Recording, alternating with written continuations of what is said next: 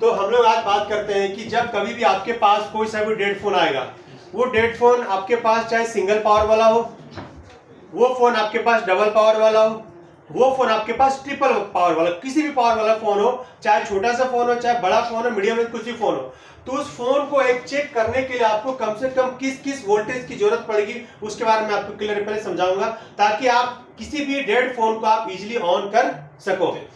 तो अगर किसी भी फोन को हमें चेक करना है डेड के लिए, तो सबसे पहले जो हमारी रिक्वायरमेंट होती है, हम इन तीन वोल्टेज को पहले हम बात करते हैं, राइट? कौन कौन सा वोल्टेज?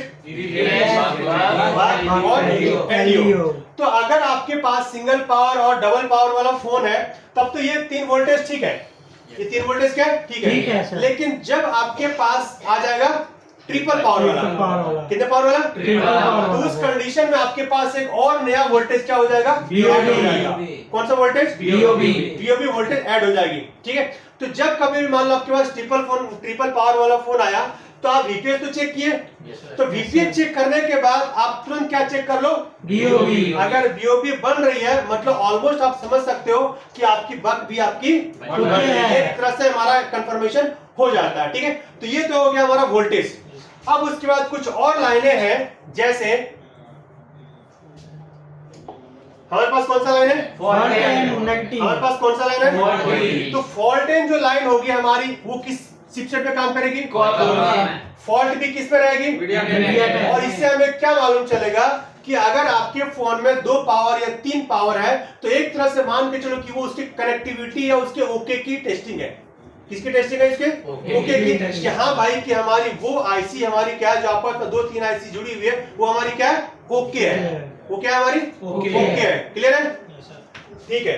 अब उसके बाद और कुछ लाइन हमारे पास यहाँ पे क्या है? रीसेट। कौन सा लाइन है ये? Power reset. तो इस लाइन पे भी हमें वोल्टेज मिलेगी। एक दूसरी वोल्टेज हमारे पास, दूसरी लाइन कौन सी हमारे पास है? वो किस में मिलेगी? 1.8। एक और कौन सी लाइन हमारी है?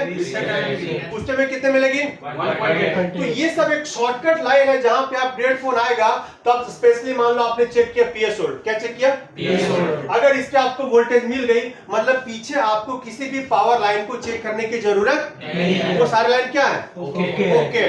तो उस कंडीशन में अगर आपका फोन ऑन नहीं हो रहा है, तो अब उसको क्या चाहिए? हमें क्या चाहिए? उसको हमें डाटा चाहिए, यानी कि क्या चाहिए? एंड्रॉइड चाहिए। क्या चाहिए? और वो हमारा एंड्रॉइड जो है वो किसके अंदर रहता है? हमारा ईएमसी के अंदर। और वो किस पे रन करेगा? हमारा ईएमसी। तो इन दोनों का ओके होना भी हमारा क्या है? अब ओके का मतलब क्या हुआ कि इसकी जो कनेक्टिविटी होगी, अब ये हमारा सीपीयू है, ये क्या हमारा सीपीयू है, ये हमारी क्या है? जिसके अंदर हमारा एंड्रॉइड रहेगा।